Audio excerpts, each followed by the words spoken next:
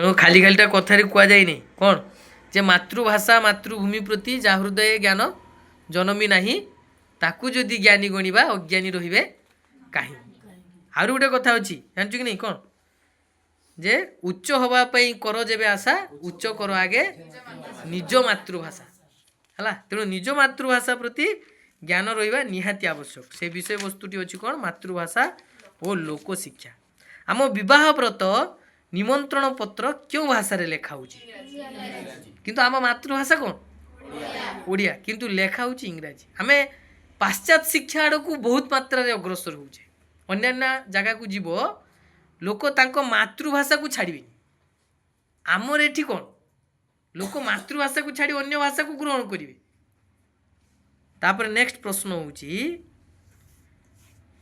ଦ୍ୱିତୀୟ ପ୍ରଶ୍ନ ଆମ ଭାଷା ସାହିତ୍ୟକୁ ବିଶେଷ ପ୍ରଗତିଶୀଳ କରିବା ପାଇଁ କ'ଣ ଆବଶ୍ୟକ?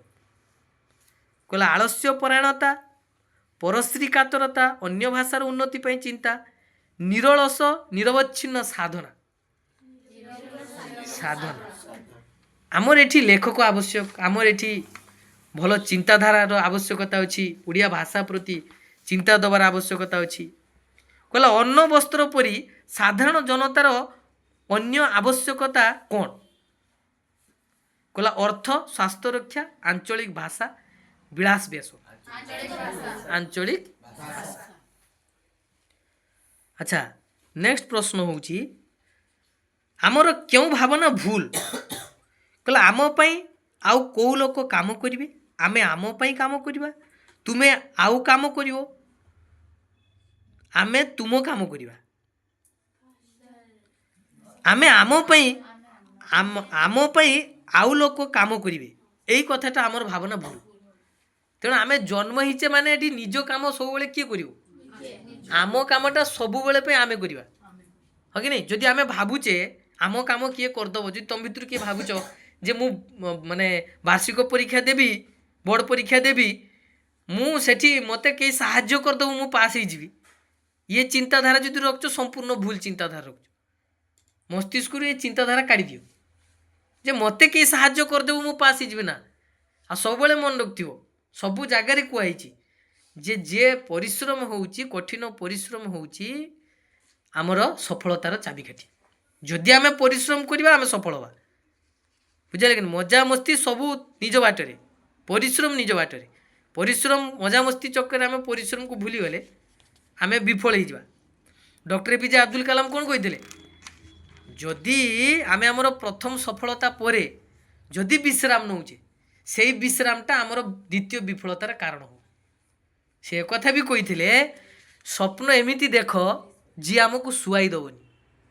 ସ୍ୱପ୍ନ ଏମିତି ନ ଦେଖ ଯେ ଆମେ ସ୍ୱପ୍ନ ଶୋଇକି ସ୍ୱପ୍ନ ଦେଖୁଛେ ମଜା ଲାଗୁଛି ଦେଖି ଚାଲିଥିବା ବିଭିନ୍ନ ପ୍ରକାର, ନା ଏମିତି ସ୍ୱପ୍ନ ଦେଖ ଆମକୁ ଶୁଆଇ ଦେବନି, ନିଦ ଆମର ଆପେ ଆପେ ଭାଙ୍ଗିଯିବ।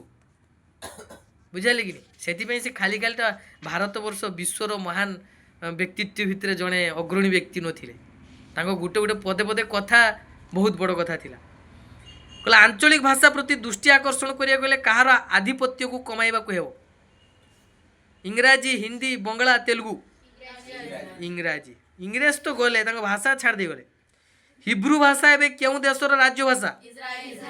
ଗାନ୍ଧିଜୀ ମାତୃଭାଷାକୁ କେଉଁଭଳି ମୂଲ୍ୟବାନ ମନେ କରୁଥିଲେ? ହୀରା, ସୁନା, ମାତୃସ୍ତନ୍ୟ କ୍ଷୀର?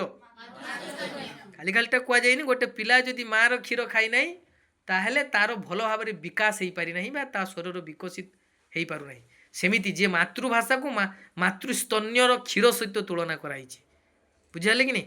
ତେଣୁ ମାତୃଭାଷାରେ ଗୋଟେ ପିଲା ଷ୍ଟ୍ରଙ୍ଗ ହେବା ଦରକାର। କେଉଁ ଜ୍ଞାନ ତା ପାଖରେ ରହୁ ନ ରହୁ, ଯଦି ଆମେ ଓଡ଼ିଆ ଭାଷାରେ ପ୍ରଥମ ମାତୃଭାଷା ଓଡ଼ିଆ ଲାଙ୍ଗୁଏଜ୍ ରହିବ ଆମେ ପରୀକ୍ଷା ଦେବା ଫେଲ୍ ହେଇଯିବା।